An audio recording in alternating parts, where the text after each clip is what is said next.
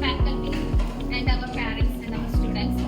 Now I invite Ruth Maria to deliver the welcome speech. Everyone, it's my great pleasure to all welcome you all to Alive Academy for the orientation program of Aviation and Airport Management course. Whether you are a new student stepping into the world of aviation for the first time or a professional looking to enhance your expertise, you made a fantastic choice to be here. The aviation industry is not just about flying airplanes, it is a vast, dynamic ecosystem that connects the world. From airport operations and ground handling to passengers' experience and safety protocols, aviation and airport management professionals are the people who keep everything running smoothly behind the scenes.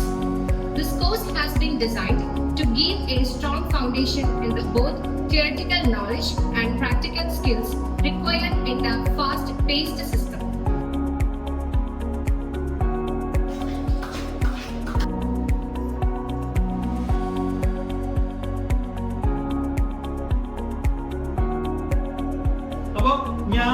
Aviation ഇൻഡസ്ട്രിയിലേക്ക്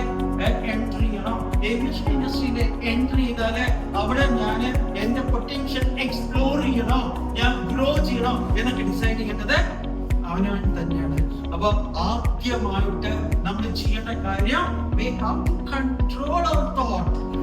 Can anyone explain what Jake?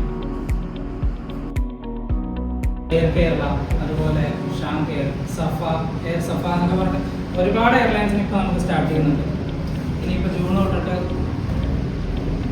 June July തൊട്ടിട്ട് നമുക്ക് അൽഹിന്ദയിലും air കേരളയും operations കൊടുക്കും. So ആ സമയത്ത് അവർക്ക് വേണ്ടത് എന്താ, sir പറഞ്ഞ പോലെ സ്കിൽഡ് ആയിട്ടുള്ള എംപ്ലോയീസ് ആണ്. അവർക്ക് സ്കിൽഡ് ആയിട്ടുള്ള എംപ്ലോയീസിനെ വേണമെന്നുണ്ടെങ്കിൽ തന്നെ ബാക്കി എയർലൈൻസിന് ആൾക്കാർ ഏത് എയർലൈൻസിലേക്ക് പോകണം, ആ എയർലൈൻസിലേക്ക് പോകണം. കാരണം അപ്പോഴേ അവർക്ക് എന്തുണ്ടാവുള്ളൂ, സ്കിൽഡ് ആയിട്ടുള്ള എംപ്ലോയീസിനെ കിട്ടുള്ളൂ.